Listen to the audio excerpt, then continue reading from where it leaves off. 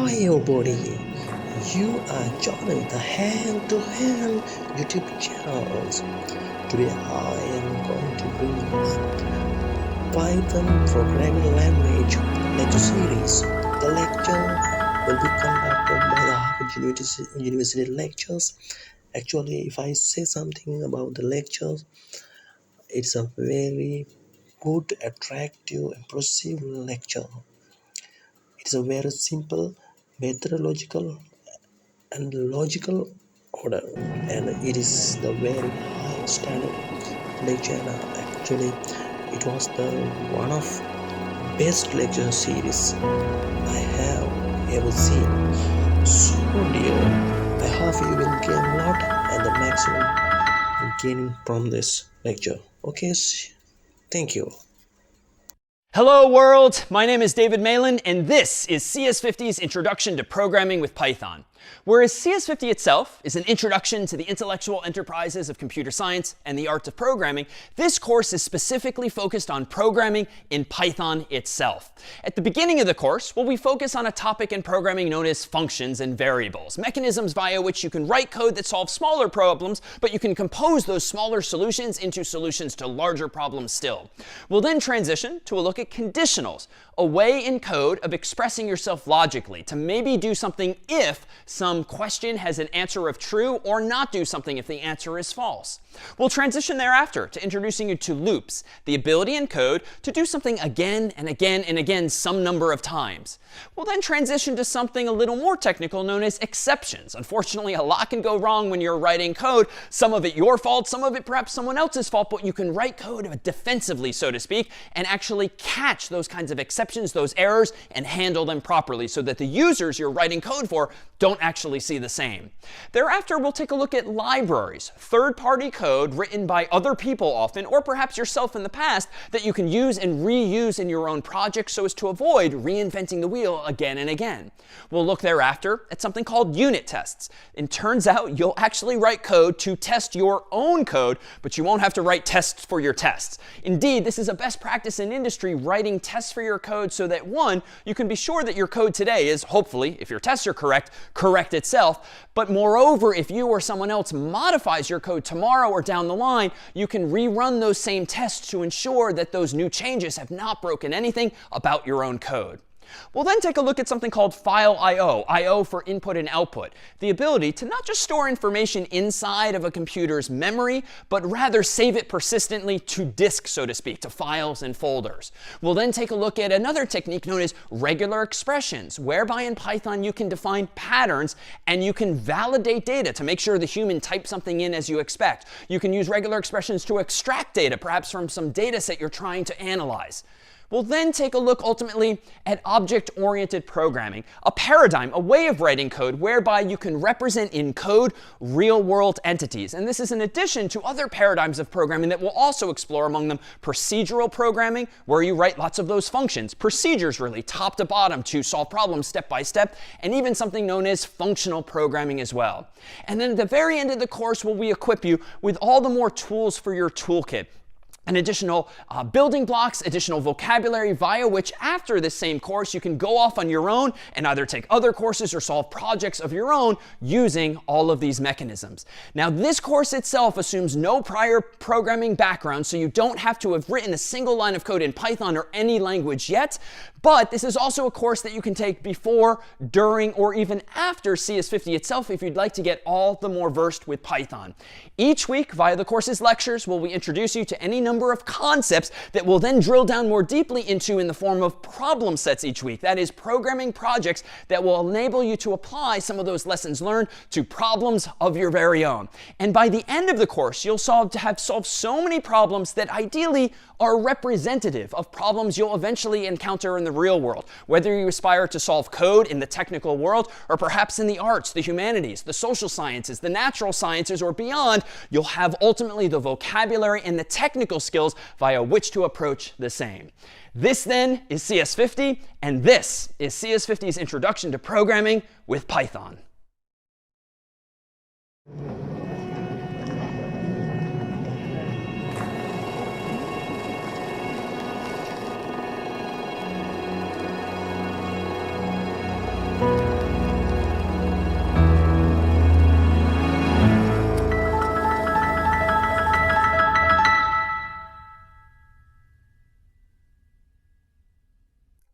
All right, this is CS50's Introduction to Programming with Python. My name is David Malin, and this is our week on functions and variables. But odds are many of you, most of you, have never actually programmed before, so let's start by doing just that.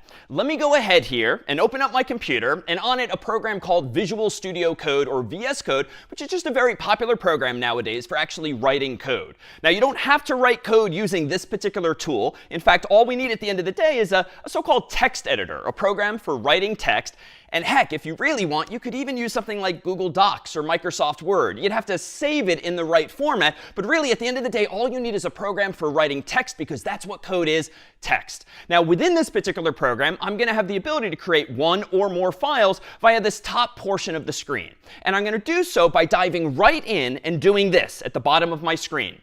At the bottom of my screen is a so-called terminal window. And this is a command line interface, or CLI, interface to the underlying computer, be it your Mac or your PC or even some server in the cloud. And what I'm going to do here is literally write code and then the name of the file that I want to code, for instance, hello.py. As we'll soon see, any program that you write in Python generally has a file name that ends in .py to indicate to the computer that it's indeed a program written in Python.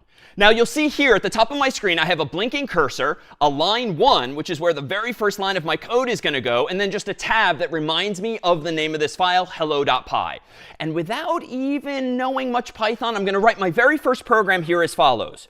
Print, open parenthesis, quote, hello, comma, world, close quote, and close parenthesis. And you'll see that at my keyboard, some of my thoughts were finished for me. I only had to type one parenthesis, and the other one automatically appeared. And that's just a feature that we'll see of tools like this tool here.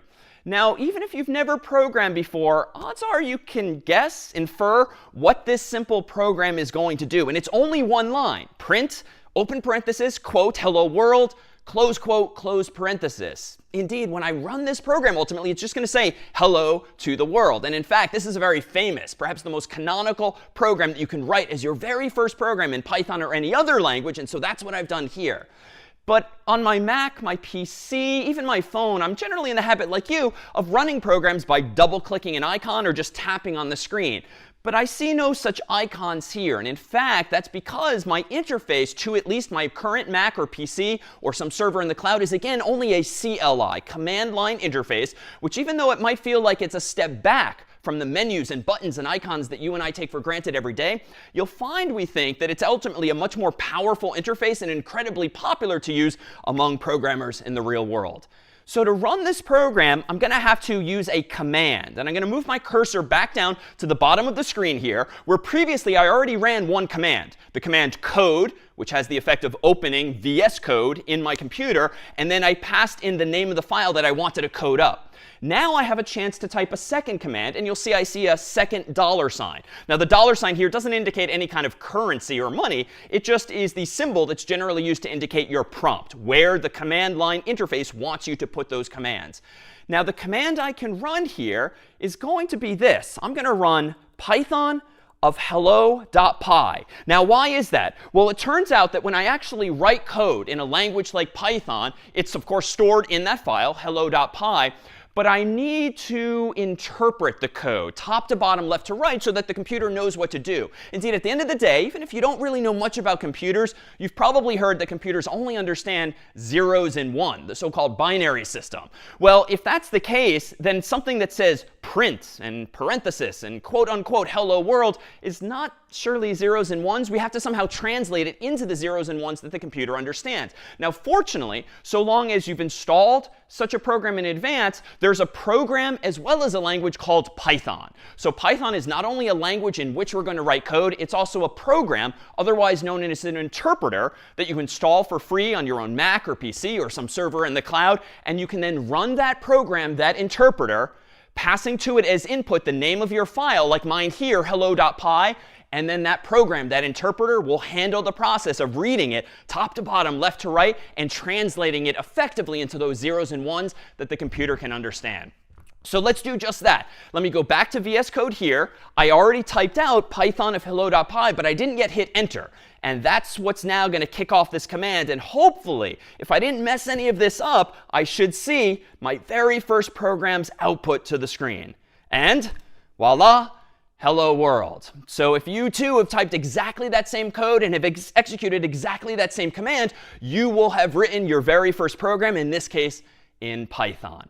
Well, now let's take a step back and consider what is it that we actually just did and what is it we're looking here on the screen. Well, first and foremost, in most any programming language, you tend to have access to what are called functions. A function is like an action or a verb that lets you do something in the program. And generally speaking, any language comes with some predetermined set of functions, some very basic actions or verbs that the computer will already know how to do for you, that the language really will know how to do for you, and you, the programmer, the human, can use those functions at will to get the computer to do those things. Now, the program in question here, hello.py, is using one function. And you can perhaps guess what it is. That function is, of course, going to be this function print.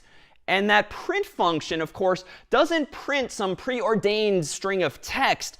That is to say, it prints whatever it is you want it to print. And here, too, do we have another piece of terminology in the world of programming, namely arguments. An argument is an input to a function that somehow influences its behavior. The people who invented Python, of course, didn't necessarily know what it is you and I are going to want to print to the screen. So they designed this print function using these parentheses with the ability to take as input some string of text, be it in English or any other human language, that is what you want this function ultimately to print onto the screen. And what is it that the program's ultimately doing on the screen? Well, it's printing, of course. It's showing us hello world on the screen. And that's generally in programming known as a side effect. It can be visual, it can be audio. In this case, it's something that appears on the screen. And functions, therefore, can indeed have these side effects. One of the things they can do as this verb or action is to display on the screen as a side effect something like those words that we wanted, hello world. So that's my first program. And, I'm feeling pretty good. Everything worked as planned. I didn't make any mistakes. But honestly, when you're learning how to program, and even once you've learned how to program years later, you're going to make mistakes. And those mistakes, of course, refer to a term you might already know, which is that of a bug. A bug is a mistake in a program. And they can take so many forms. And take comfort, perhaps, in knowing that over the coming weeks, you're going to make so many mistakes. You're going to have so many bugs in your code, just like I did, and just as I still do. And those bugs themselves are just mistakes that are problems for you to solve. And over the weeks to come, we're going to give you a lot of tools, both mental and technical, via which you can solve those problems. But just don't get discouraged if when writing your program for the first time, it doesn't even work that first time. It will, with time, with practice, and with experience. So let me deliberately now make a mistake that there was a non-zero chance I might have done accidentally already, but I got lucky. Let me go ahead and just suppose I forgot to include something like the closing parenthesis at the end of this line of code. The code is almost correct. It's like 99% of the way there. But now that I've pointed it out, it's pretty obvious that it's missing that closed parenthesis. But even little, seemingly minor details like that you and I as humans wouldn't really care about. And if you're sending an email or a text message, whatever, it's just a typo. It's not that big a deal.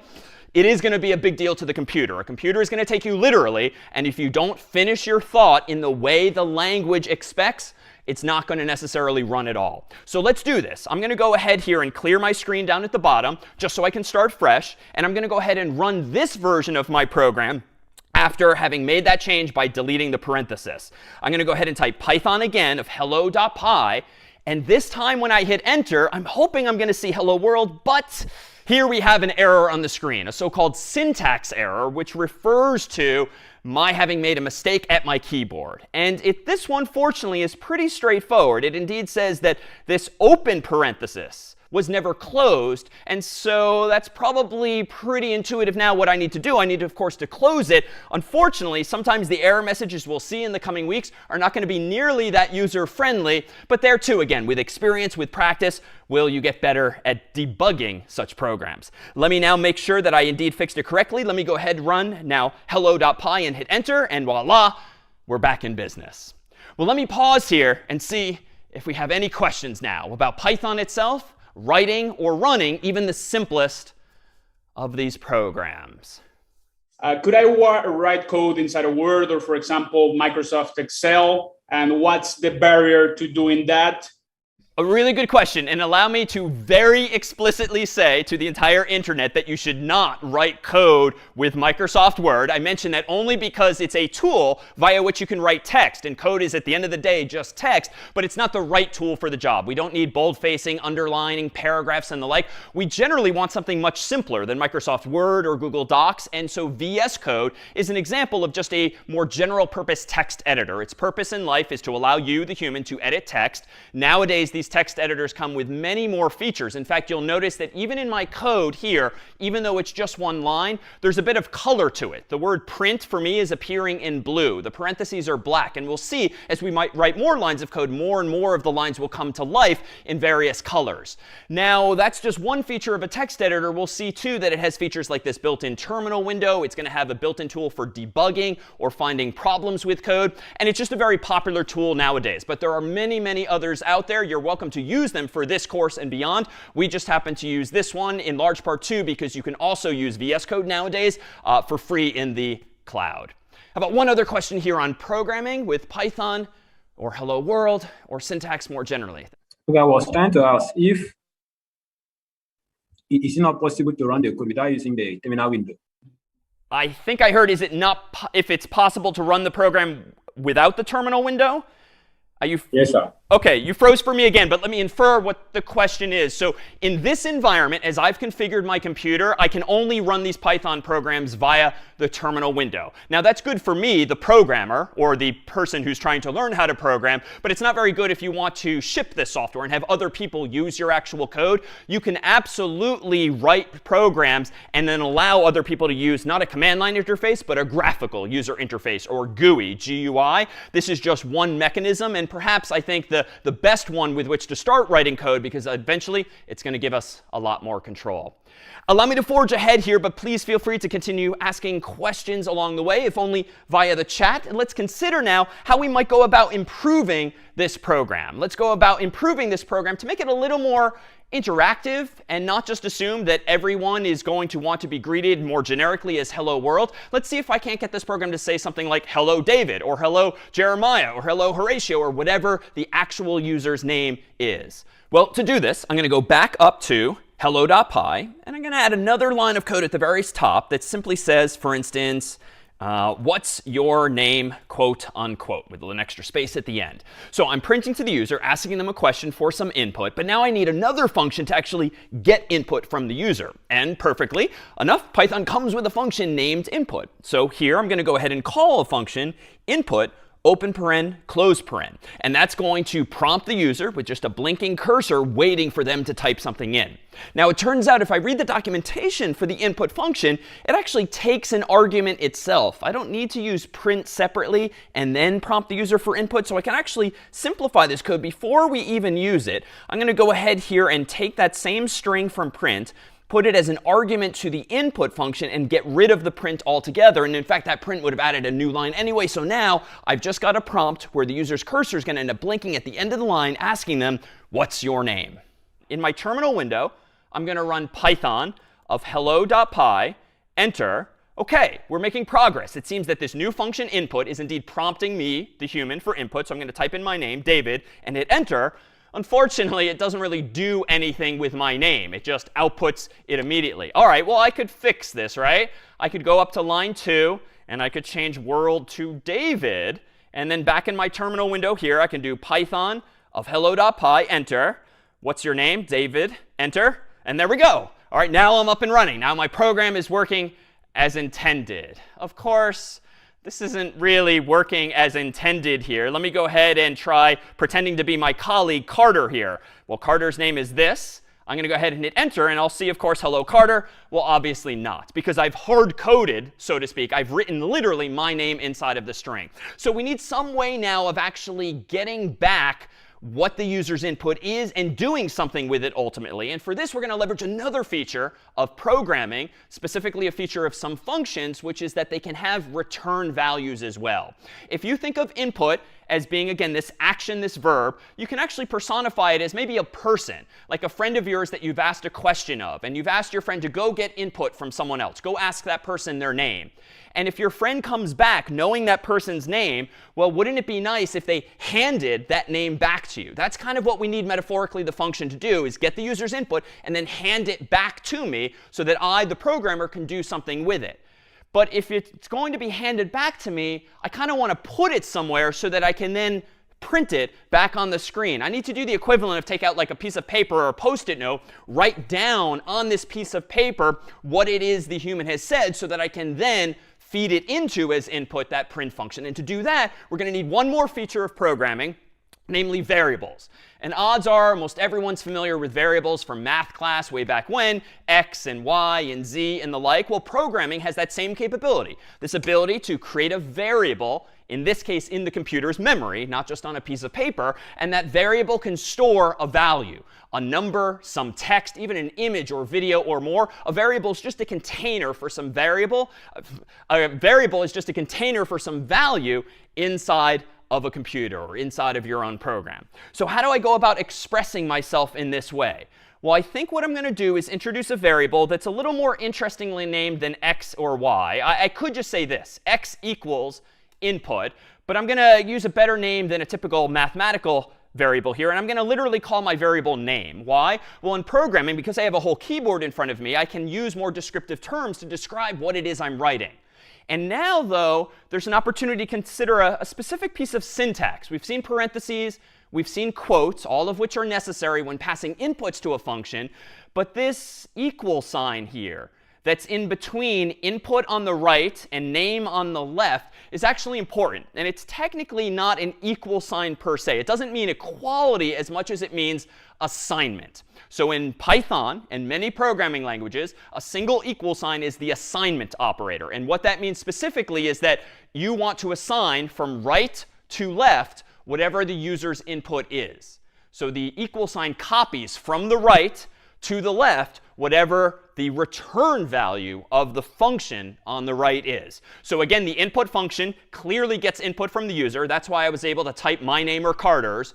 But it also sort of behind the scenes hands that value, that return value, back to me, the programmer. And if I use an equal sign and a variable, no matter what I call it, I can store that input in that variable so as to reuse it later. So now sitting in the computer's memory somewhere is a container containing David, quote unquote, or Carter, quote unquote, or whatever the human has typed in.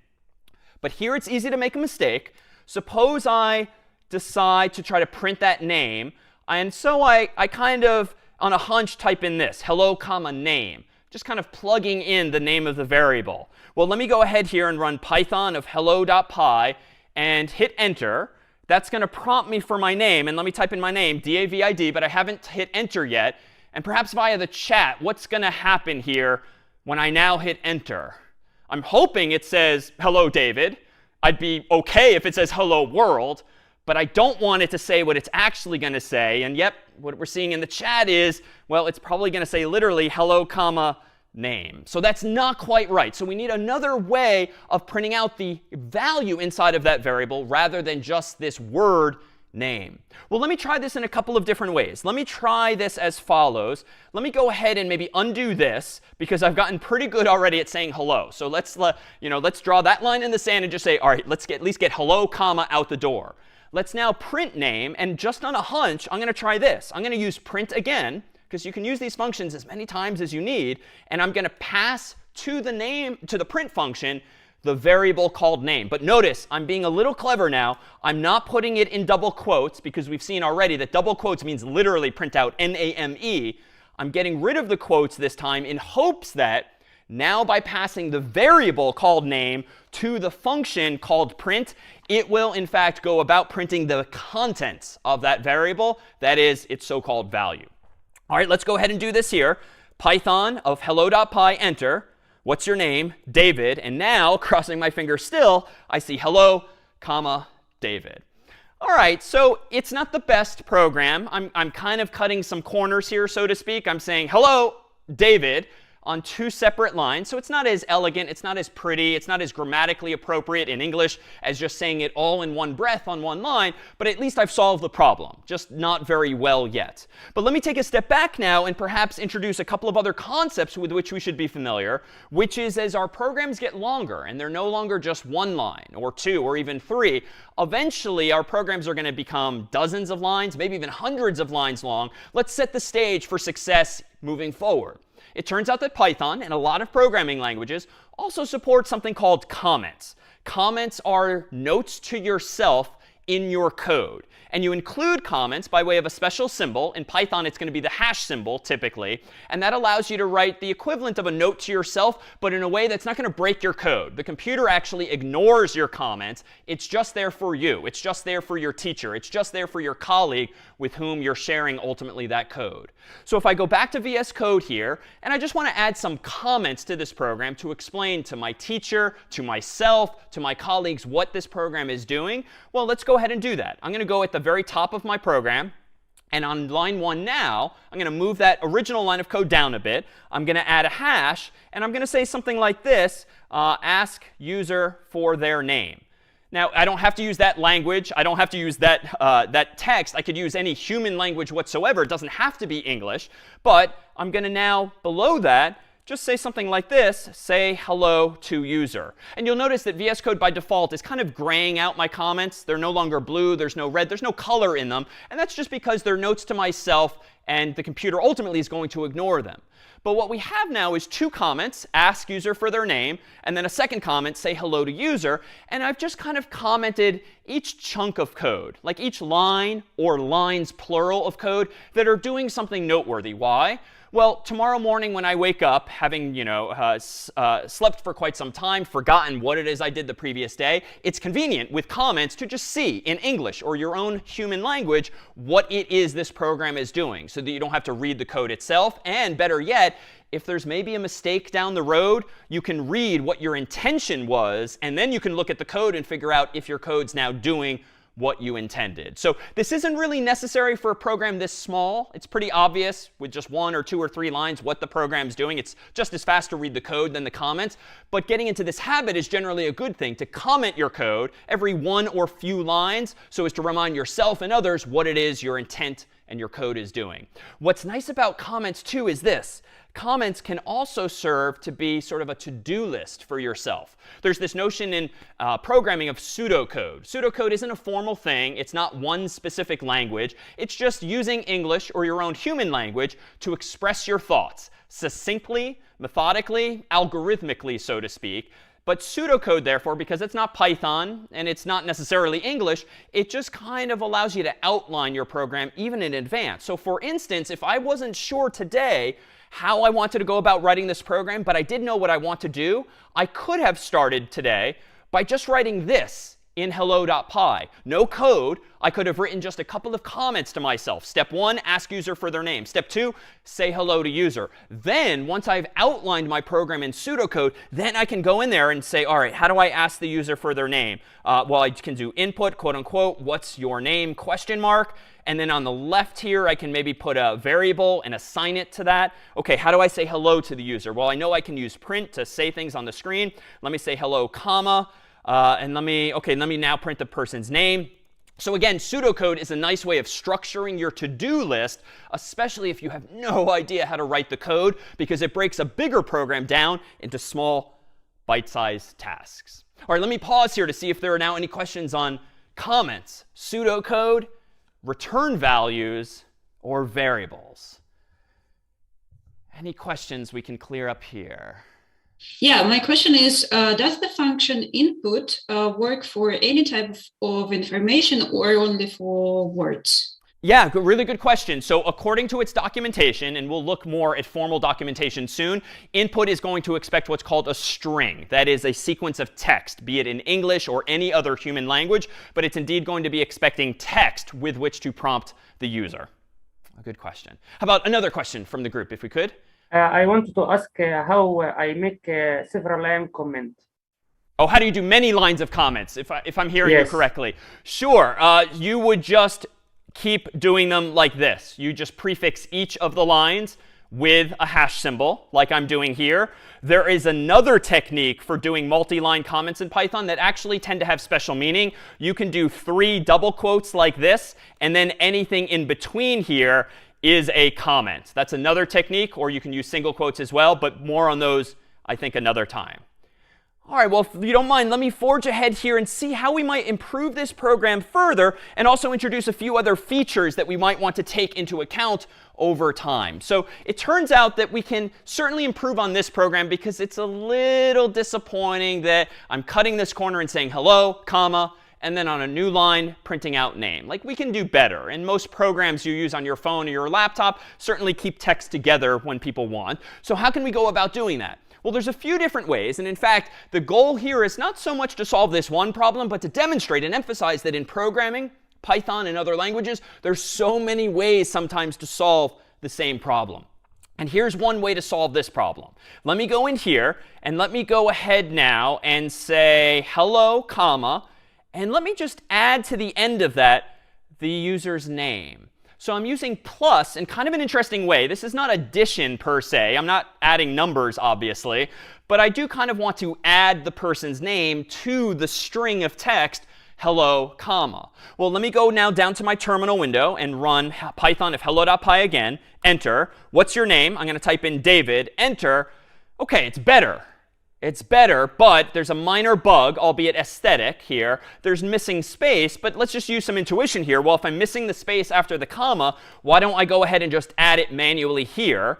Let me now rerun the program, Python of hello.py, enter, David, enter, and there we go. Now we have something that looks a little prettier in terms of English grammar, hello, comma, space, David. And now if we rewind, you might have noticed before or wondered why I had this seemingly extra space after my question mark, namely here. There's a space after the question mark but before the double quote, and that was just for aesthetics too. I wanted to move the user's cursor one space to the right so that when I type their name, or they type their name, it's not immediately next to that same question mark there. But there's other ways we can do this. It turns out that some functions, print among them, actually take multiple arguments. And it turns out that if you separate the inputs to a function, the so-called arguments to a function, with a comma, you can pass in not just 1, but 2, 3, 4, 5, onward. So let me go ahead and pass in not just hello, comma, space, but that followed by name. And this is a little confusing potentially at first glance, because now I've got 2 commas, but it's important to note that the first comma is inside of my quotation marks, which is simply an English grammatical thing. The second comma here is outside of the quotes, but between what are now 2 separate arguments to print. The first argument is hello, comma, space. The second argument is the name variable itself. So let's see how this looks. Python of hello.py, enter. What's your name? David, enter. OK, I've kind of overcorrected. Now I've got 2 spaces for some reason. Well, it turns out, and this is subtle, when you pass multiple arguments to print, it automatically inserts a space for you. This was not relevant earlier because I was passing in one big argument to print all at once by using that plus operator. This time I'm passing in 2 because of the comma. So if I don't want that extra space, I don't need to pass in one myself. I can just do this. And now notice if I run this program again, Python of hello.py, type in my name, David, now it looks grammatically like I might want. Now, which of these approaches is better? This approach uses a function print with 2 arguments, hello, comma, and the name variable. The previous version, recall, technically used 1 argument, even though it looked a little curious. It's 1 argument in the sense that the computer, just like mathematicians, are going to do what's inside of parentheses first. So if inside of parentheses you have this string of text, hello, comma, and a space, which I need to add back, then you have a plus, which means not addition per se, but concatenation, to join the thing on the left and the thing on the right. This ultimately becomes the English phrase, hello, comma, space, David. And then what's being passed ultimately to the function is technically something like this. But it's doing it all dynamically. It's not me typing in David as I discreetly did earlier. It's figuring out dynamically what that value is after concatenating hello with the value of name, and then passing that ultimately to print as the sole argument. Let me pause here to see if there's any questions on numbers of arguments now to functions. Can we use a function many times to solve a certain problem which we can encounter many times in our code? You can. You can use a function many different times to solve some problem. What we'll soon see, though, is if you find yourself as the programmer solving a problem the same way again and again and again, it turns out you'll be able to make your own function so that you don't have to keep reusing the basic ones that come with the language. I was curious about the comma and the plus sign. So after plus sign, can we give just one variable, and after comma, can we give multiple variables? Like, what is the difference? A good question. So in the context of strings, and I keep using that term, string is a technical term in a programming language. And again, it means a sequence of text, a character, a word, a whole paragraph even. So the plus operator is not just used, as we'll see, for addition of numbers in Python like we do on paper pencil, but it also is used for concatenation of strings on the left and the right. If you did want to combine not just two strings, left and right, but a third and a fourth, you can absolutely keep using plus, plus, plus, plus, and chain them together just like in math. Eventually, that's going to start to look a little ugly, I dare say, especially if your line of code gets long. So there's better ways that we'll actually soon see. And a good question as well. Well, let me come back to the code here in question and see if we can show you just a couple of other ways to solve the same problem, along the way emphasizing that what we're technically talking about here, yes, are strings, but there's even a technical term for these strings. In Python, it's just str, so to speak, str for short for string. As you may know, if you programmed in other languages, people who invent programming languages like to be very succinct, to the point. So we tend to use fairly short phrases to describe things, not necessarily full words. So while you might say string, technically in Python, what we're really talking about, these sequences of text, are technically strs. This is an actual type of data in a program. But we'll soon see that there's other types of data in programs as well. In fact, let's see if we can't improve this in one other way. I like the progress we've made by keeping everything on the same line. Hello, comma, David. All on the same line. What more, though, could we do in terms of solving this problem? Well, it turns out that we didn't have to give up entirely with using print twice. Let me rewind a little bit and go back to that earlier version where I wasn't really sure how to solve this problem. So I was using print once to print out just the hello and the space and the comma. And then I used print again to print name. That, strictly speaking, wasn't bad, but there was this visual side effect that I just didn't like. It just looked ugly to have these two lines of text separate from one another. But there's another way to fix this. Clearly, it seems to be the case that the print function is automatically outputting a blank line. It's moving the cursor automatically for me to the next line, because that's why I'm seeing hello on one line and David on the next, and then my prompt, the $sign, on the line below that. So print seems to be presuming automatically that you want it to move the cursor to the next line after you pass it some argument. But you can override that behavior. Again, functions take arguments, which influence their behavior. You just have to know what those arguments are. And it turns out that if we look at the documentation for Python's print function, we can actually look up at this URL here. docs.python.org is where all of Python's official documentation lies. If I poke around, I can find my way to, more specifically, this URL here, where I can find all of the available functions in Python and the documentation therefore. And if I go a little more precisely, I can even find specific documentation for the print function itself. And rather than pull that up in a browser, I'm going to go ahead and highlight just one line from that same URL, which is this. And this is easily the most cryptic thing we've seen yet.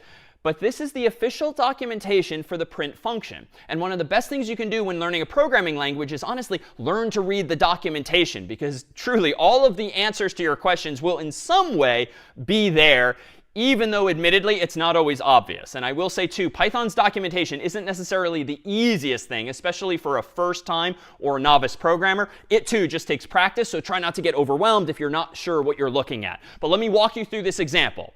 This, again, is a line of text from Python's official documentation for the print function. What this indicates as follows is this. The name of this function is, of course, print. Then there's a parenthesis over here and another closed parenthesis way over there. Everything inside of those parentheses are the arguments, the potential arguments to the function. However, when we're looking at these arguments in the documentation like this, there's technically a different term that we would use. These are technically the parameters to the function. So when you're talking about what you can pass to a function and what those inputs are called, those are parameters. When you actually use the function and pass in values inside of those parentheses, those inputs, those values are arguments. So we're talking about the exact same thing. Parameters and arguments are effectively the same thing, but they're terms you use from looking at the problem from different directions when we're looking at what the function can take versus what you're actually passing into the function. So what does this imply? Well, this syntax is pretty cryptic. But at the moment, just know that an asterisk, a star, and then the word objects means that the print function can take any number of objects. You can pass in 0 strings of text, 1 string like I did, 2 strings like I did, or technically infinitely many if you really want, though that code's not going to look very good. After that, we see a comma. Then we see another parameter here called sep, short for separator in English. And notice the equal sign and the single quote, space, single quote. So quote unquote space.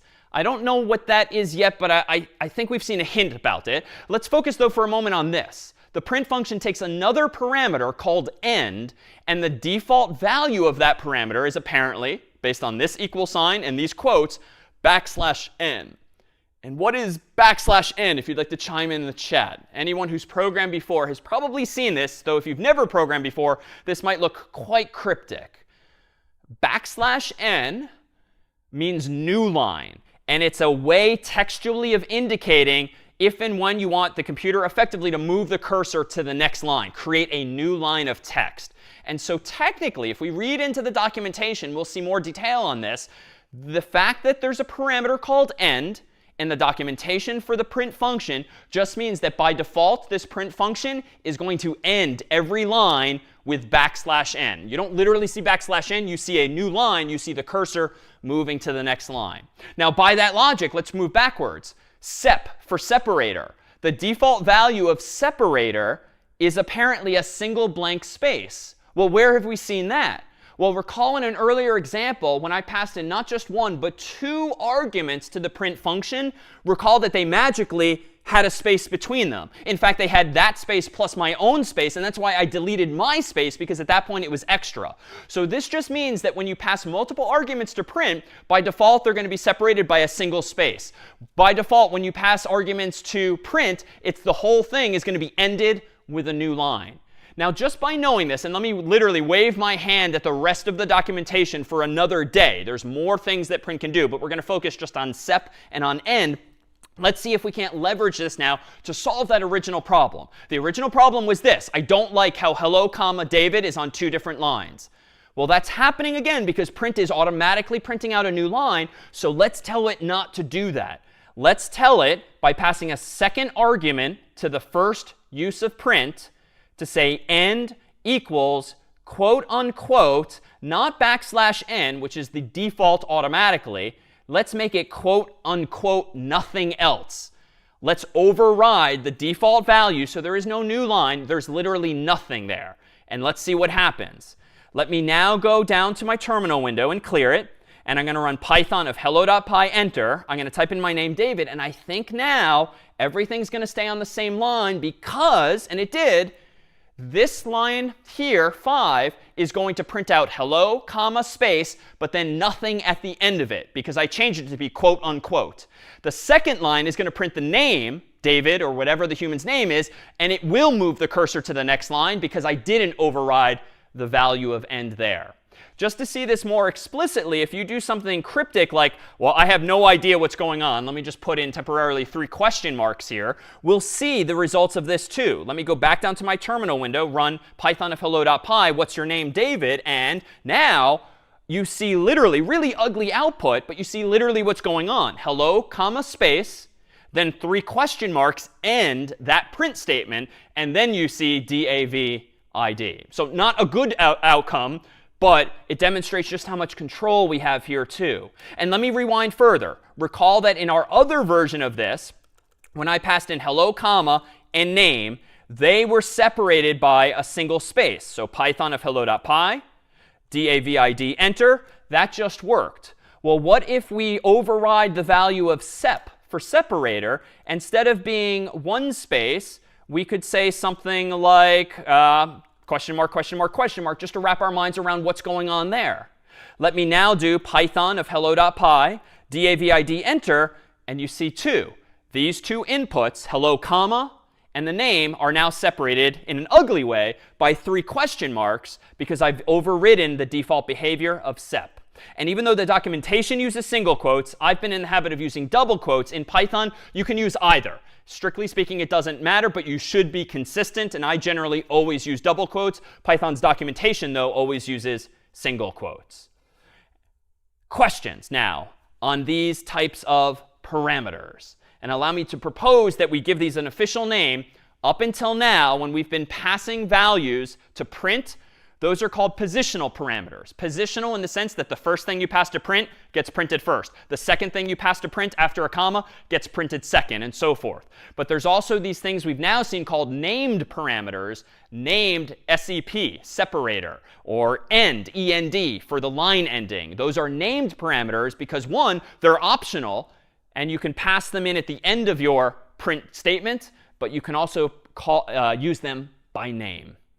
This may be a weird question, but I was wondering, what if someone wants to like add actually quotation marks within the quotation marks? Yeah, I like how you think. This is what we would call a corner case, right? Just when we've made, right? This is all sounding great, at least as programming goes. But wait a minute, what if you want to print a quote? That's a really good question. Well, let's see if we can't figure this out. Suppose that I want to print out not just the user's name. Let me simplify this further. Let me go ahead and get rid of a lot of this.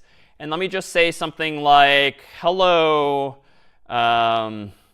Maybe I'm being a little sarcastic here. Hello, friend.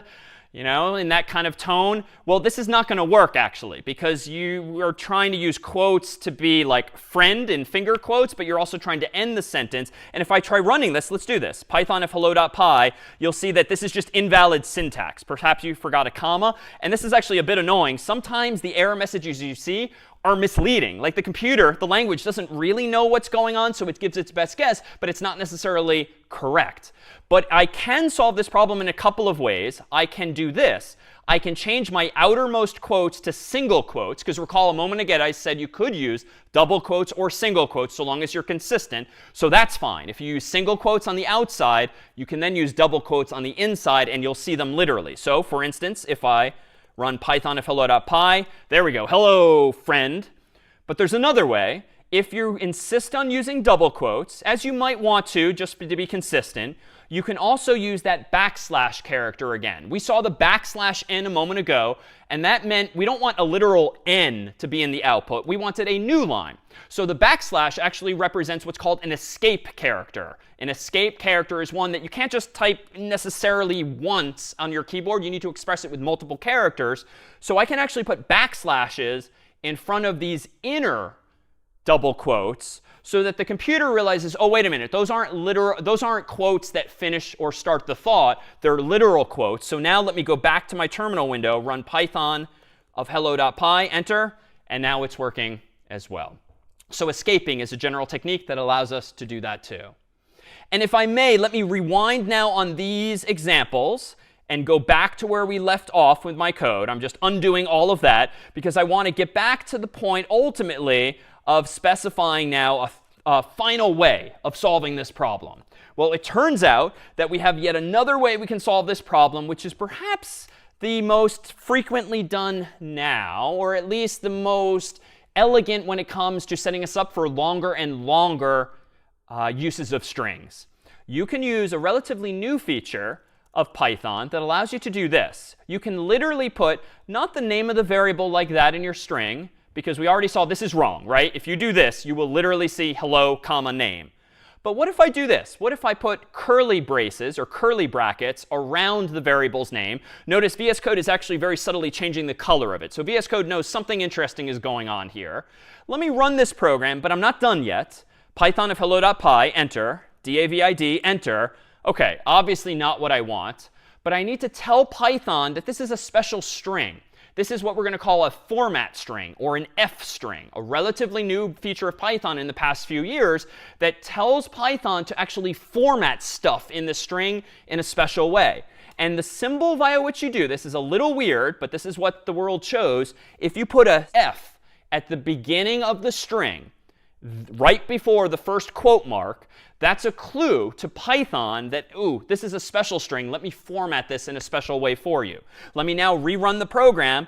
Python hello.py, enter, david, enter, and now we see the goal this whole time, hello, comma, David. We don't start with this way because I think if we did this the first way, you'd be like, why are we doing this? What are all these magical symbols? But this is just yet another way to solve the same problem. But let me propose that we consider now yet other things we can do with strings. And it turns out that even as we've been doing some relatively simple operations here, we've generally been trusting that the user is going to cooperate. And that is to say that they're going to actually type in what we want them to type. Now, just because they type a string, though, doesn't mean it's going to look the way we want. You and I, honestly, as humans, are actually in the habit on websites and apps of like accidentally hitting the space bar a lot, either at the beginning of our input or at the end. Maybe because the space bar tends to be so big, it's pretty common to get accidental spaces before or after some user's input. You and I are definitely in the habit of not necessarily capitalizing words like we should. If we're sending text messages, we're probably being a little quick and just sending everything in lowercase, for instance, if that's your style, if your phone's not fixing it for you. Maybe in a formal letter, you would capitalize things properly. But you and I, as humans, we can't really be trusted to type things in a nice way necessarily when using some piece of software, be it an app or a website or something else. But it turns out that strings themselves come with a lot of built-in functionality. And you can see all of that in Python's own documentation here. The string data type that we've been talking about comes with a lot of functionality built in that means that we can manipulate the user's input to do more than just join it with something else, like hello. We can actually clean it up or reformat it in a way that hopefully looks a little better for us. So let me go back to my code here, and let me just demonstrate what might happen if a user doesn't cooperate. If I go ahead here and run Python of hello.py, enter, let me just sloppily hit the space bar a few too many times. Why? I just wasn't paying attention. And now I'm going to type in my name, david, and I don't know, I hit the space bar a couple more times. Like, it's kind of a mess. It's all lowercase. That's not going to necessarily look grammatically right. It's got spaces here and here. The program is going to print exactly that. And that looks really bad, at least if we're prioritizing aesthetics and grammar. Like, why are there so many spaces after the comma? This is not a very nice way to greet your users. But we can clean this up. It turns out that built into strings, which again is this data type, so to speak, this type of data in Python, is the ability to actually do things to that string. So let me do this. I can actually go ahead and do something like this. Name equals name.strip. And what does this do?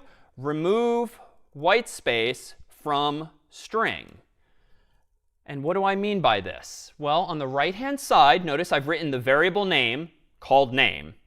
I've then used a period or a dot. And then I seem to be doing what's a function, right? Anytime we've seen a function thus far, we see it's the function's name, print or input. Then we see a parenthesis, then another parenthesis. And that's exactly what I see here. But I'm using this function a little differently. Technically, this function is, in this context, called a method. And what do I mean by that? Well, if name is a string, aka str, well, it turns out, according to the documentation, there's a lot of functions that come with strings in Python. And you can access that functionality by using the name of a string, like literally name here, then a period, then the name of the function, and then an open parenthesis and a closed parenthesis. Maybe some arguments inside of those parentheses, but in this case, it doesn't need any arguments. I just want to strip the space from the left and the space from the right of the user's input. But that's not enough. I want to remember that I've stripped off that white space on the left and the right, so I'm going to use the equal sign again here.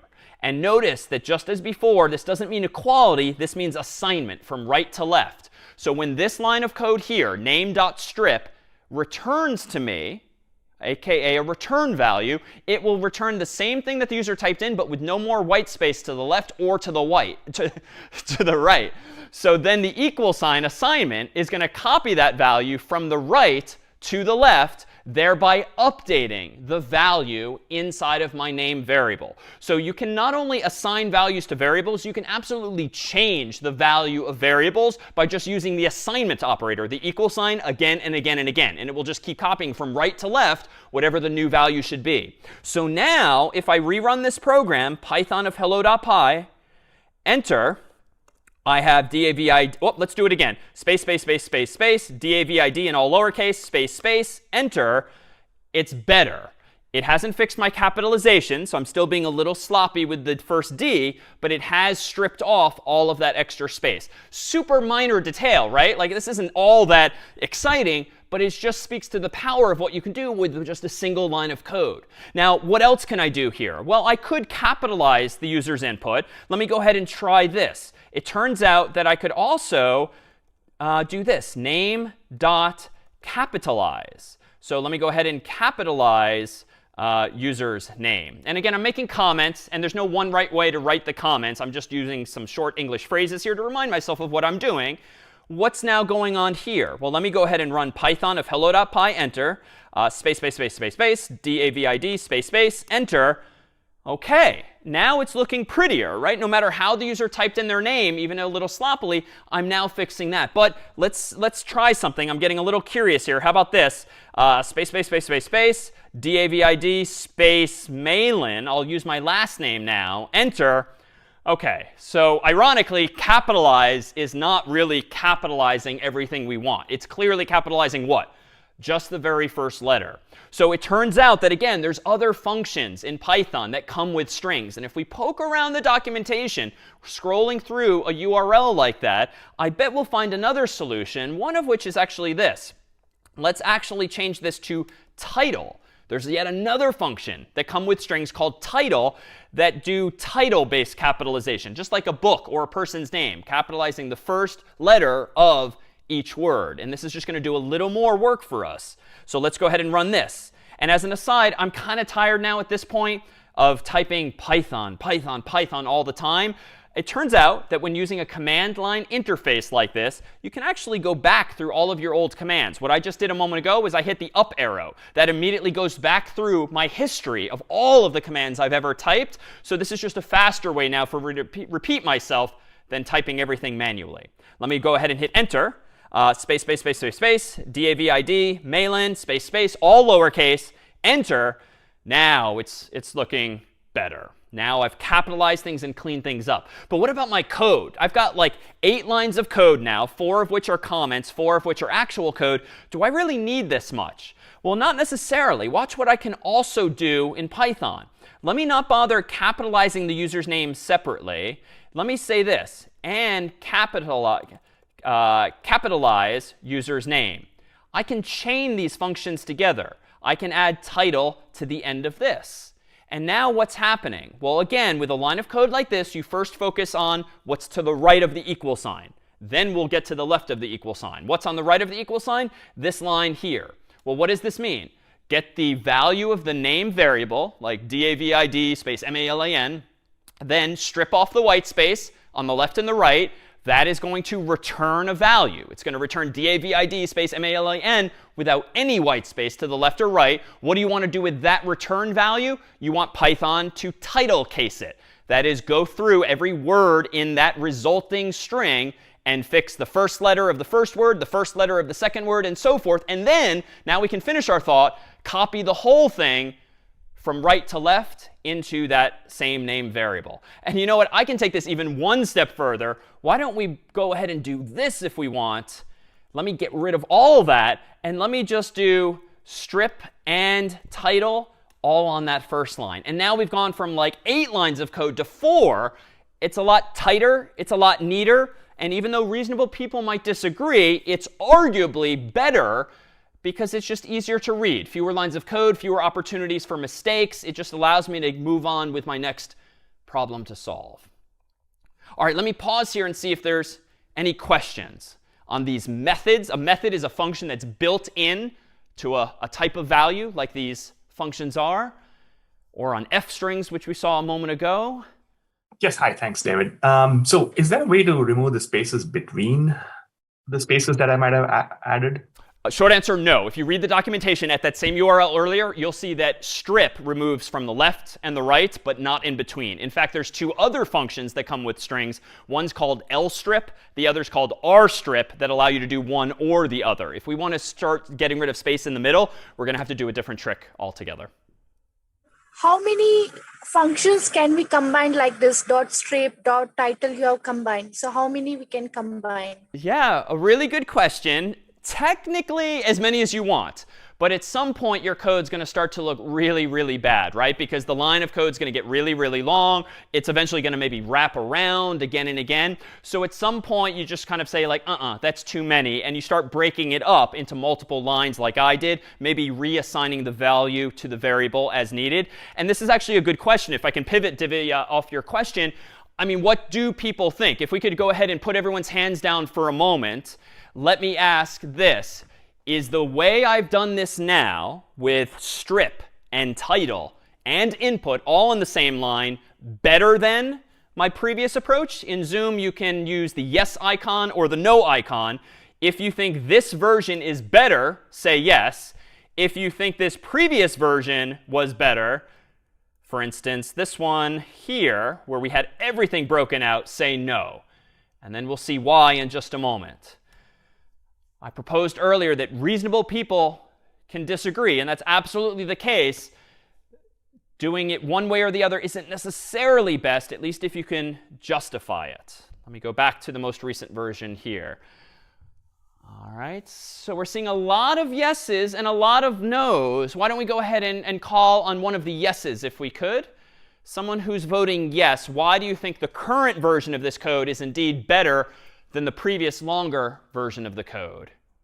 I think it's more readable, so I can say, hey, this is the name variable.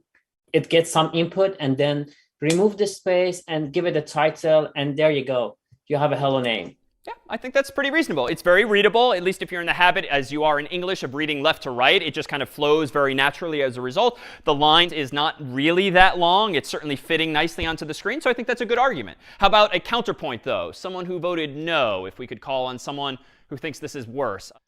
Because it's not readable at all. It seems like it's a very long line, so I think it's better to separate. Yeah, I think that's persuasive too, right? It's getting a little longer. And even though my sentence here, what's your name, is relatively short, you could imagine that this could get even uglier quickly. If I were asking a longer question of the user, that's going to make this line of code even longer and therefore less readable. It might be less obvious to me or my colleagues that I am calling strip or that I am calling title. It might be kind of an unexpected surprise. So I think that's reasonable too. In short, there is no right answer here. And in fact, part of the process of getting better at programming is getting your own sense of style, or working for a company where they might prescribe which way is better than the other, because they just want everyone doing the same thing, even though reasonable people might disagree. Ultimately, though, so long as you have what's a pretty good argument in favor of one way or the other, like ultimately that's what's important. If you're just doing things because you don't really know which one's better, that's not great. But if and when you start to acquire opinions, and if your boss, if your teacher, if your colleague, your friend can challenge you and say, wait, why did you do it like this? They might not agree with you, but at least have an answer, and that should be sufficiently persuasive in general. Now, strings come with a whole bunch of other methods as well, among which is one called split, which can, as the name suggests, split a string into multiple smaller substrings, so to speak. For instance, if the human here is in the habit of typing in their first name, then a space, and then their last name, and you want to go ahead and greet them only by first name, well, we could actually leverage that single space between the first name and last name and split that string into two smaller substrings. How can we do this? Well, let me go ahead and in between these lines proactively comment that we're about to split user's name into first name and last name. And then let's go ahead and take that name variable, which currently contains something like, presumably, David space Malin. And let me go ahead and call split and pass in as the argument to split a single white space, thereby indicating that I indeed want to split on that character. Now, it turns out split's going to return a sequence of values, ideally a first name and then a last name. And we can actually, in Python, assign both of those values from that sequence at once to some variables. For instance, first, comma, last equals, and that's going to have the effect from right to left of putting the first such value in the first variable, the second such value in the second variable. So now on my last line of code, I can go in and say hello, not to the full name, something like David Malin. I can just say hello, comma, first. All right, let's go ahead and clear my terminal window, run Python of hello.py and hit enter. I won't bother with any leading white space this time, but let me go ahead and type in David space Malin, and crossing my fingers as usual, hello David is what we now see. All right, so we've seen so many examples thus far involving strings, but certainly programs and programming languages can manipulate other types of data as well. Let's go ahead and transition then to another very common type of data in Python, in programming more generally, namely integers, otherwise known in Python as int, int. So just as str, str is short for string, so is int in Python short for integer. Well, what's an integer? Well, just like in math, it's a number like -2, -1, 0, 1, 2, and all the way toward negative infinity, all the way toward positive infinity. But there's no decimal point in an integer. It's just a number like -2, -1, 0, 1, and 2 onward. That's an int. Of course, in the world of mathematics, there's lots of symbols that we use, and we've seen plus before, although we used it for a different purpose. But Python supports these symbols and more. And Python allows you to add numbers together, plus, subtract numbers, multiply numbers, divide numbers. And the only one here that might look a little strange to people or unfamiliar is this % sign, but it doesn't mean percent in this context. If you use a single % sign in a Python program, that's actually the so-called modulo operator, the operator that allows you to take the remainder after dividing one number by another. So we'll see examples of that before long, but the first 4 of these are perhaps quite familiar. Well, it turns out that in Python, you don't necessarily have to keep writing code in a file like hello.py and then running it in a terminal window. One of the features that many people like about Python is that it supports this, a so-called interactive mode. Like you can start writing Python code and immediately execute each of those lines interactively, especially if you don't care about saving all of your lines of code. You just want to execute code and get back some answers. So for instance, let me go back to VS Code here, and let me close hello.py, and let me click on the little triangle over here in my terminal window just to make it much bigger, just temporarily for a moment. So I'm not creating any .py file now. I'm just going to run Python by itself at my prompt. And you'll see when I do this, I get some cryptic looking output and the date and time at which the program was last updated and so forth. But I ultimately get 3 triple brackets like this. This is the interactive mode for Python. So I'm running the Python interpreter. And anytime I type a line of code in the interpreter, it's going to execute it immediately. I don't have to keep running Python again and again. It's as though in the human world, if you were standing next to a human who speaks some other language and you're just having a conversation with them back and forth, it's all happening, the translation immediately. So what might I do in interactive mode? Well, I could do something like 1 + 1, enter. That's actually code. All right, you might not think of it as code, but if you know a bit of arithmetic and you know numbers and you know plus, that's valid Python code. And you can use Python really as a fancy calculator. But I could do other things too. If I want to print to myself hello, world, I can also print out that line of code there too, hello world. So it's interactive in the sense that the moment you execute a line of code, boom, you see the result. We're generally not going to do that because at least when teaching the language, we tend to want to do things incrementally. And we want you to be able to see where it is we came from. And we want to be able to try things again and again, especially if we make mistakes. But know that this is indeed a feature of Python, this so-called interactive mode. But let's focus for a moment now, not just on that interactivity, but really on the fact that Python apparently supports integers and mathematics and some of those basic operations. And let's see if we can't make maybe our own little calculator. So let me go ahead and open up VS Code again. And I'm going to shrink down my terminal window. And I'm going to create a new file called calculator.py. So to do that, recall, I can type code down here. And the name of the file I want to create, .py. Enter. That gives me a new tab up top. So I have already closed hello.py. I'm now in calculator.py. And let's just make a simple calculator that does some addition for me. But I'm going to do it in a file so that we can iterate on this and make changes for better or for worse over time.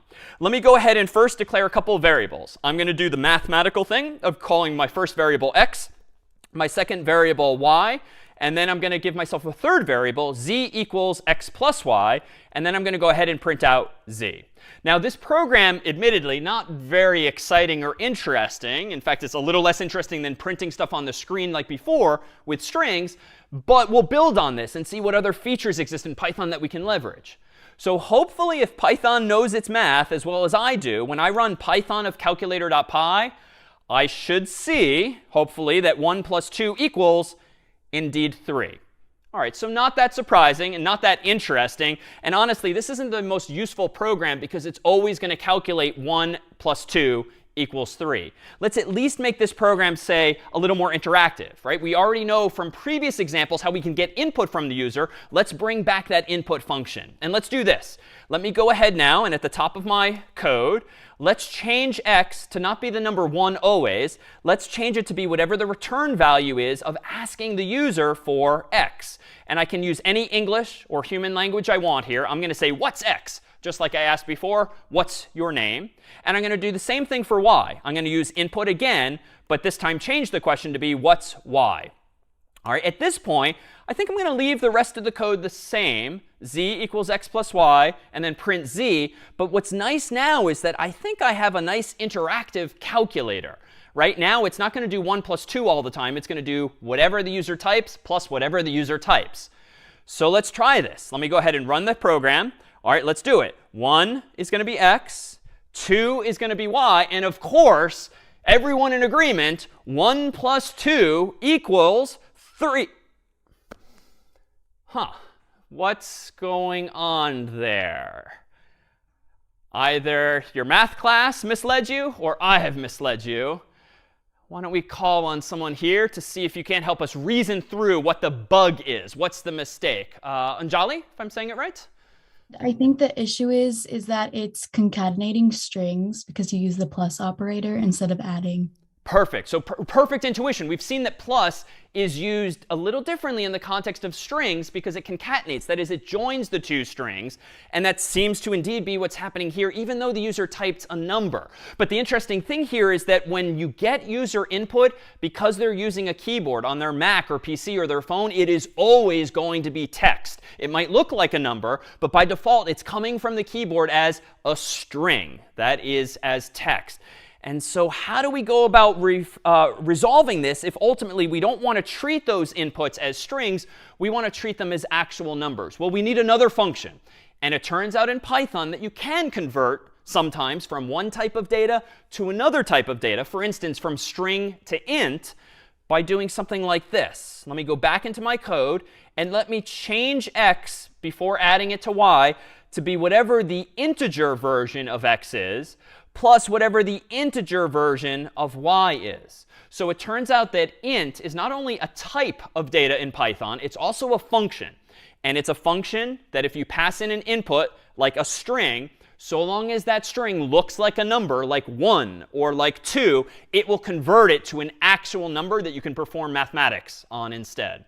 So if I now go back to my terminal window and run Python, and let me show you another trick.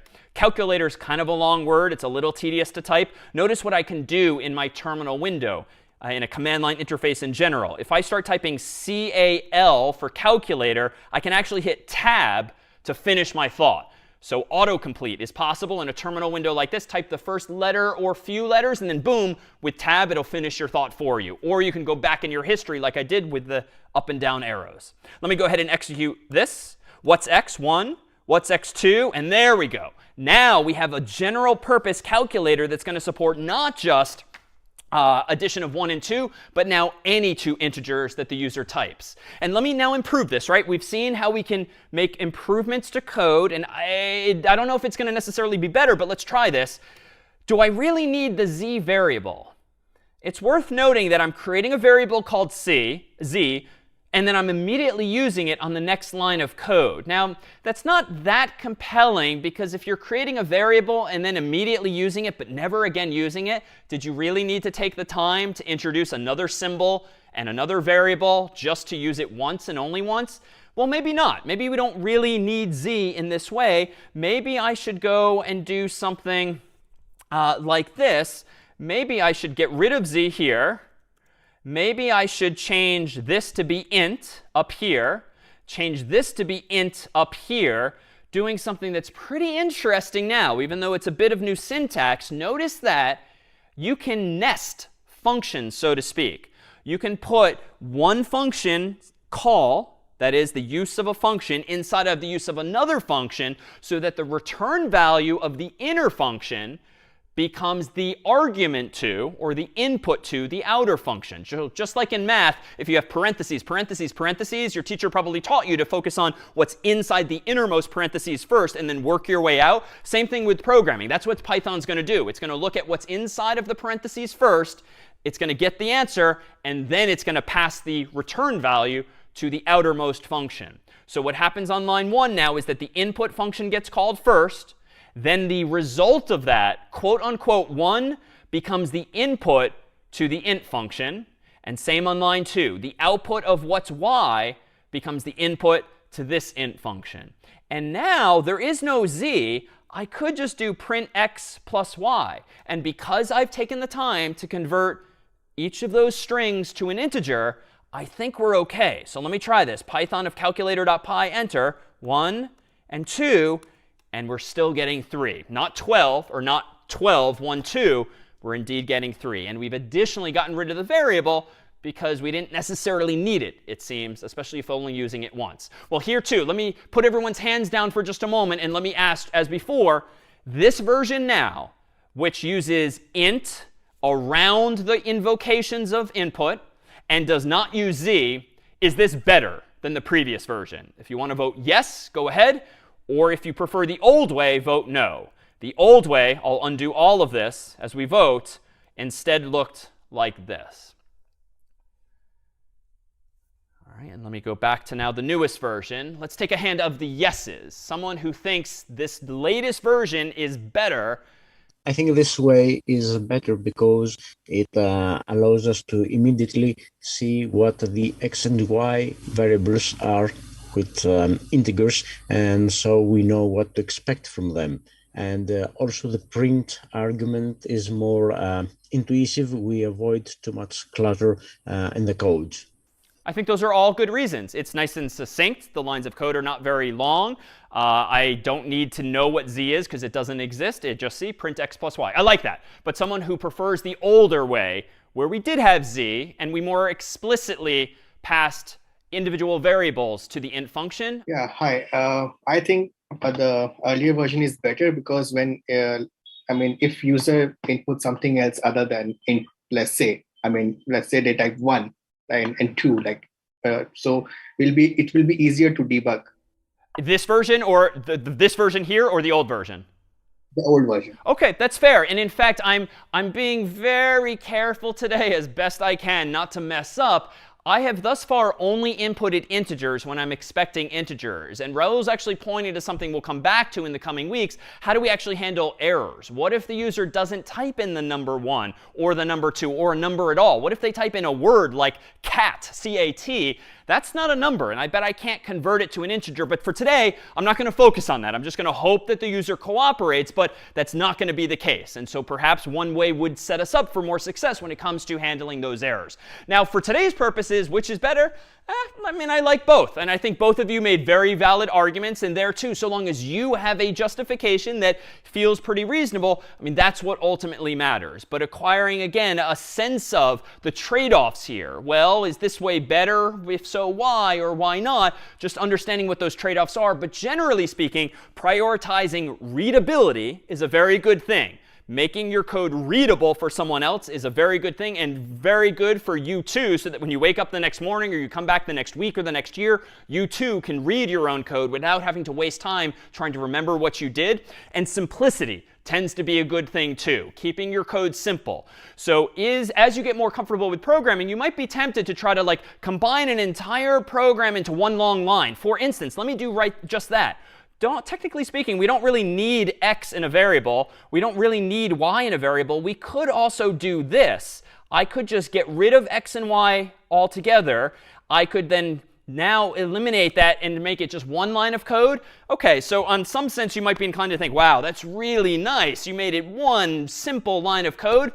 I would argue this actually isn't that simple. Now I think I'm starting to nest too many things. I have to think about print and int and input. I then have to notice that, OK, I've opened 2 parentheses. I've closed 2 of them. There's a plus. You're making me think too much. And anytime you make me think, you're wasting time. And anytime you complicate the look of the code like this, you're just going to increase the probability of mistakes, syntactical mistakes or logical errors in your code. So of all the things we've done, this is the only one that I would argue, yes, it's one line and it's nice and compact. It's just not readable enough. I would shy away from doing this, especially since 2 of those function calls are getting input from the user. But there too, reasonable people might disagree. But that's the kind of like visceral reaction you should have sometimes when code starts getting a little too complicated, a little too clever, perhaps for its own good. All right, well, it's not just integers we have access to. Let me propose that we transition from integers to one more data type here, namely a float.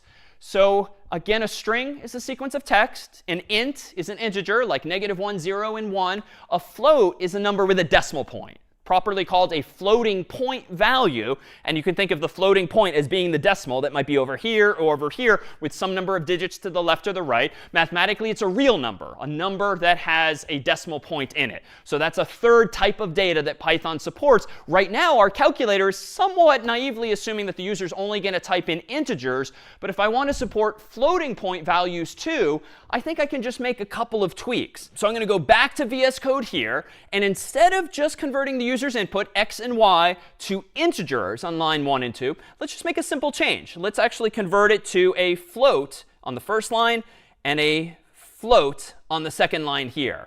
Now I think if I go down to my terminal window and run Python of calculator.py, let's type in a number like 1.2 with a decimal point and 3.4 with a decimal point, and there we go. We have 4.6 as the final answer. So that wouldn't have worked before if I was only expecting integers from the user, but now that I'm expecting floating point values and accommodating it, I can actually now do floating point arithmetic as well.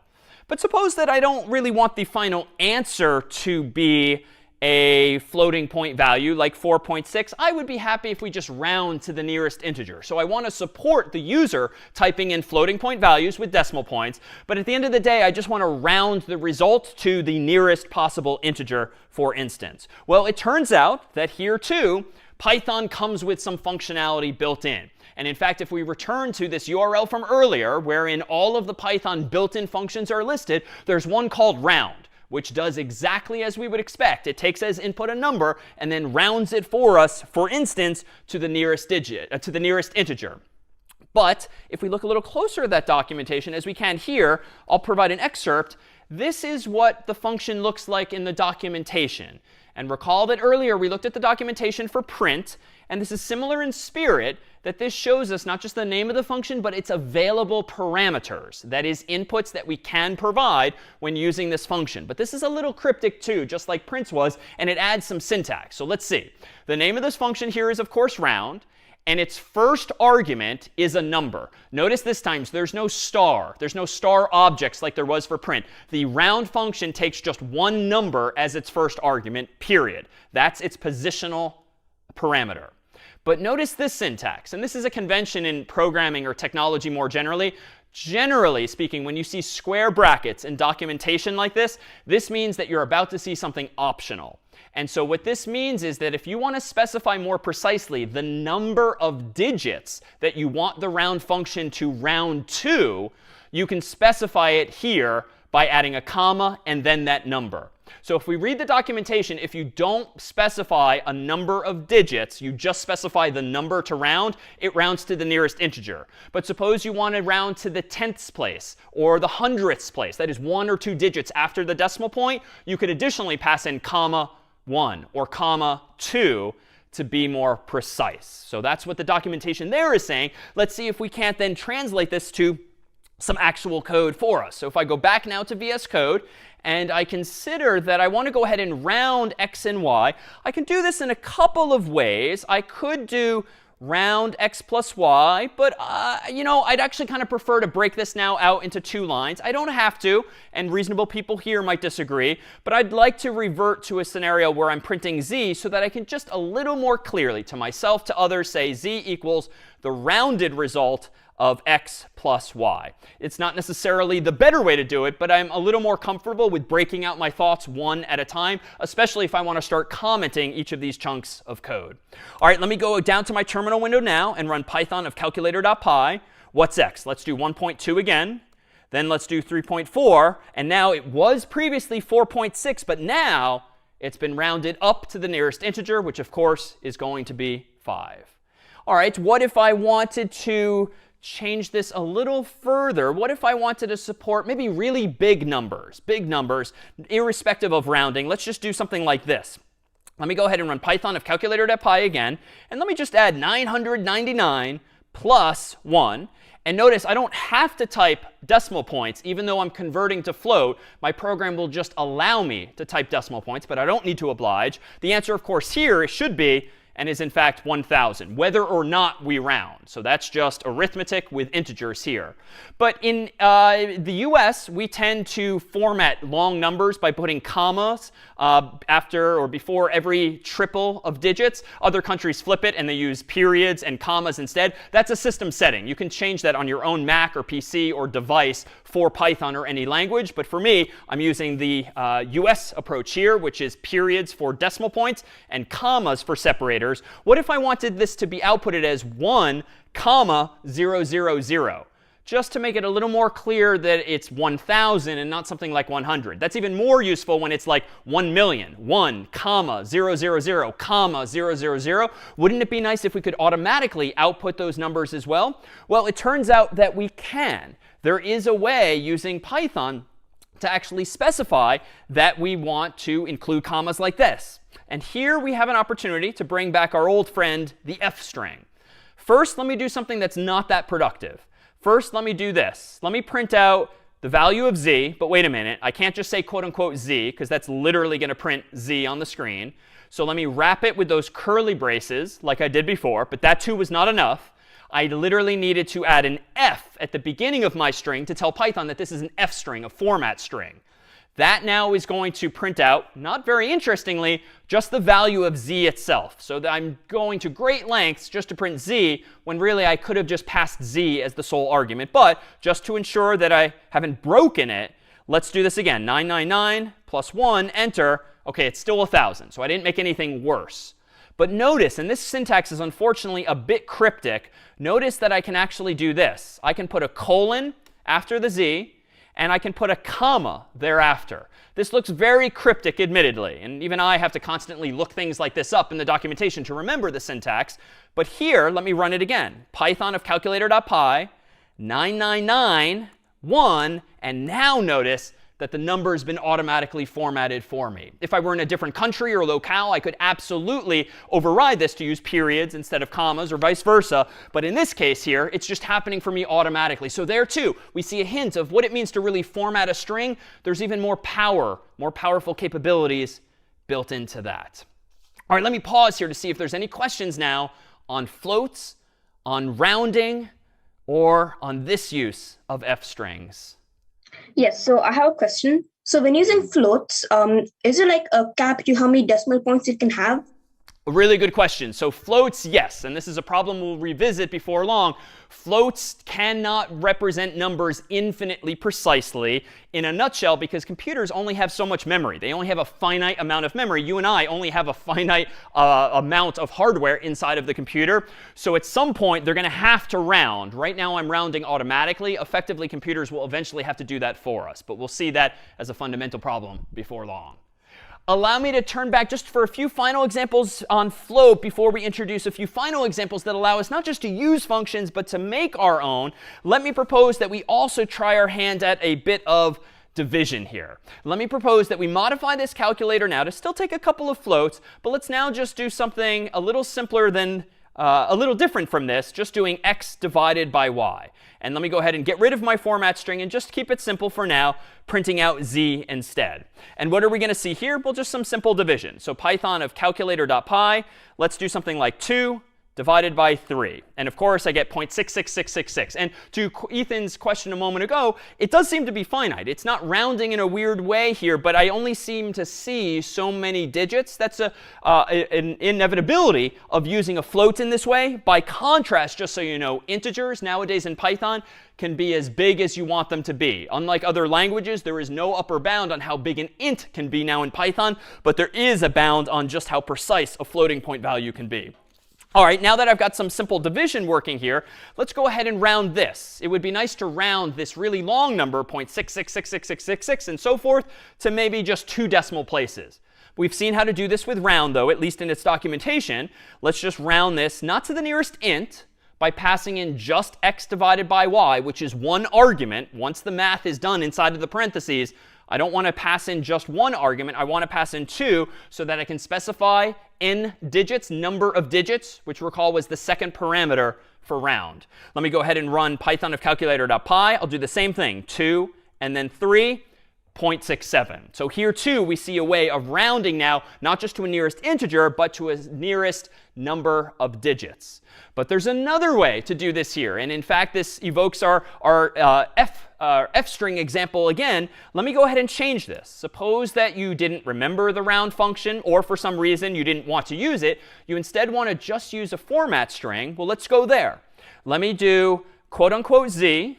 But let me surround it with those curly braces. Let me add the f at the beginning. And again, this is not interesting yet. This is just going to print out z, but I'm adding a lot more complexity to turn it into an f string.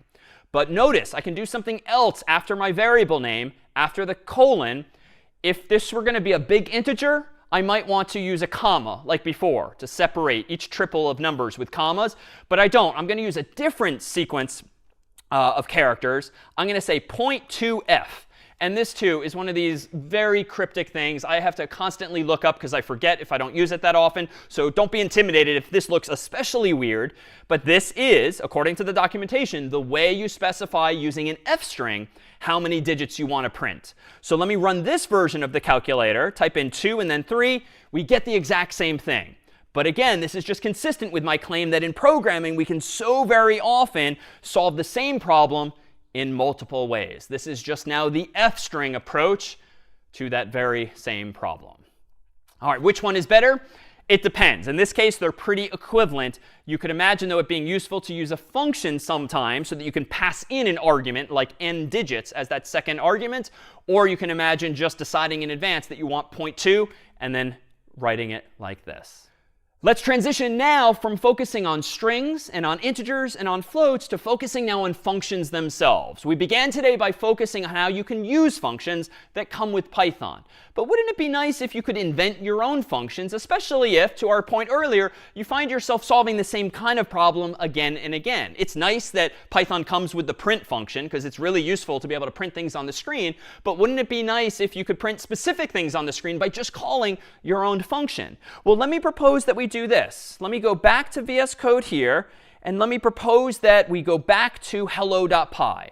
I'm going to reopen hello.py where we left it before, and I'm going to go ahead now and propose that we consider how we can start improving this further by making our own function. I have written so many programs today that just say hello. And each time I'm using print, but wouldn't it have been nice if from the beginning of today we could just call a function called hello that just says hello for us? Now, the authors of Python years ago didn't think that we need a special function just to say hello, but I would like that to exist. I'm saying hello so many times, I just want to be able to call a function hello. So I'm going to start from scratch here. I'm going to delete all of my code from earlier, and I'm going to pretend for the moment that a function called hello exists. And I'm going to do just as I did before. I'm going to get the user's name with the input function, asking what's your name, question mark. And now I'm going to call a function hello, and then I'm going to print out the user's name. Now, I will admit hello doesn't exist, so bad things are about to happen, but let's see what. Let me go down to my terminal window. Let me run Python of hello.py. I think the first line is going to be OK, because that worked before. And indeed, it's prompting me for my name. So let me type in David. The second line of code is apparently calling a function that looks like it's called hello, because why is it a function? It has a parenthesis and a closed parenthesis immediately after it. And that's what every function we've used has looked like But Python's not going to recognize this one. When I hit enter now, I get a name error. Name hello is not defined. Did you mean help? I didn't, although it's opportune. That's what I need at this point, is some help. But I am encountering this error because why? The function just doesn't exist. So how do I make this function exist? Well, I need to create it myself using this keyword, def. Def for define. So here too, just as str is short for string and int is short for integer, def is short for define. If and when you want to define, create, invent your own functions, you can do so using now this keyword in Python. So let me go back to my code here, and let me propose that we define this perhaps in this way. At the very top of my file, I'm going to first take a moment to define a function called hello using def hello, open parenthesis, close parenthesis, colon. What this means now is that Python is going to treat every line of code that I indent underneath this one as the meaning of this new function hello. So def is important, as is the space. I get to choose the name of the function, and I'm choosing to call it hello. The parentheses with nothing inside means that this function at the moment is not going to take any inputs. No arguments there too. The colon means stay tuned for some indentation. Everything that's indented beneath this line of code is going to be part of this function. It's going to be a super short function. One line of code. It's just going to print out, quote unquote, hello. But now, on lines 1 and 2, I have invented my own function, hello. Notice these dots that have now magically appeared here. This is just a setting of my text editor, VS Code in this case, that's just making super explicit to me that I've hit the spacebar 4 times, or equivalently the tab key once, which is converted automatically to 4 spaces. Generally speaking, I'm going to need to make sure that all of my indented code lines up now so that Python knows that it's all part of the same thing. But it's easy in this case because it's just a single line. But now, thanks to lines 1 and 2, the function hello will absolutely exist when I'm ready to use it on line 6. So let me go down to my terminal window and run python of hello.py, enter. Here comes my name again. And now, when I hit enter, I now see hello, David. All right, we've kind of regressed though, right? This is not nearly as pretty as it once was. I think we can probably do better than this by improving things further. Why don't we consider, though, how we might, say, parameterize this same function? That is to say, can we customize hello to maybe take the user's name as input so that we can say not only hello, but the person's name all on one line, all in one breath? Well, I think we can do this. Let me propose that we do this as follows. Let me go ahead and up in my code, let me, inside of these parentheses, let me come up with my own parameter name. I have complete choice here. And I'm going to say that the name of my parameter will be the word to. Why? Because I want my function to sound like the verb it represents, hello.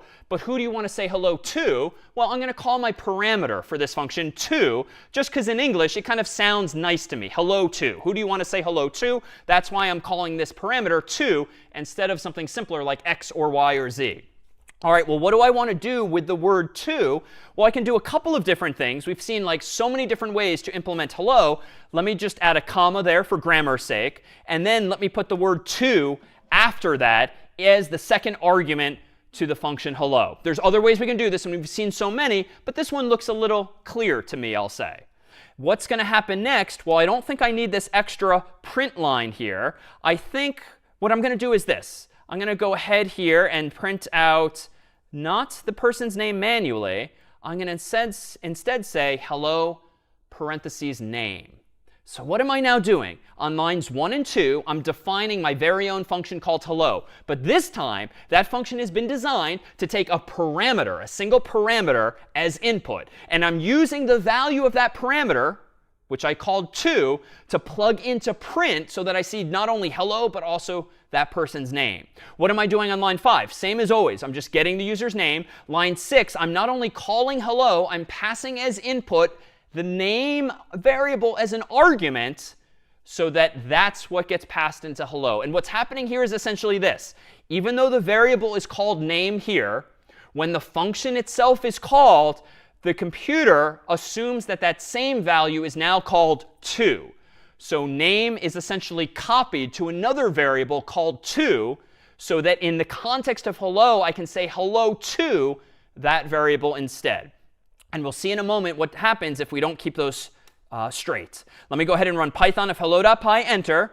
What's your name? And now I'm crossing my fingers, enter. There we go. We're back in business. But now I have my own custom function called hello that's allowing me to say hello to a specific person.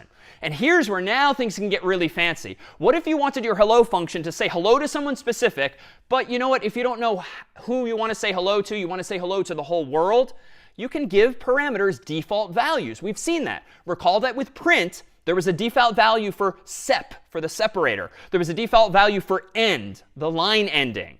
We can do that too. And here's the syntax.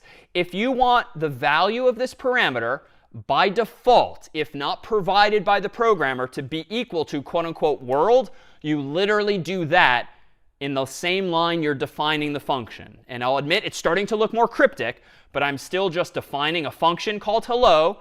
It takes a parameter called to, but I'm assigning it with the equal sign a default value of quote unquote world just in case the programmer doesn't call hello with an argument. And we can see this here. Let me change my code to use hello in two ways. On line 5, I'm going to very simply call hello, no arguments. Then on line 6, I'm going to get the name. Line 7, I'm going to call hello with an argument. So you'll see hello now being used in two ways. Let me go ahead and run Python of hello.py. I'll type in my name. Oh, interesting. Notice I already see hello world, but that's expected because line 5 happens before line 6. But once I type my name, now the program's going to be a little more polite and say hello to me personally. So there too, we see with relatively simple but new syntax how you can implement functionality very similar in spirit to what the print function gave us automatically. Now you have control over doing that yourself. But let me now make this point too. One of the whole points of defining your own functions is, one, just to avoid having to repeat yourself again and again. You don't have to actually keep reinventing the wheel and keep using the print function again and again and again if you just want to say hello. Wouldn't it be nice now if I could kind of move this code that I wrote for defining the hello function, and just to be dramatic, I'm going to hit enter a whole lot of times, 50 lines down, and put my definition of hello way further down in this file. Why?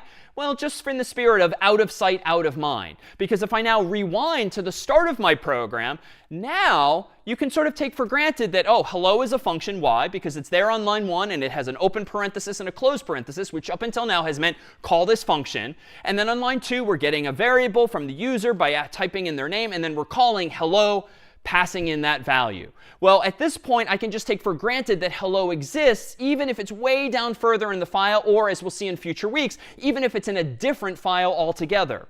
But there's a problem here. And let me go ahead and run this version of hello.py. Notice that as soon as I run the interpreter, Python of hello.py, I see a name error. Name hello is not defined. Again, did you mean help?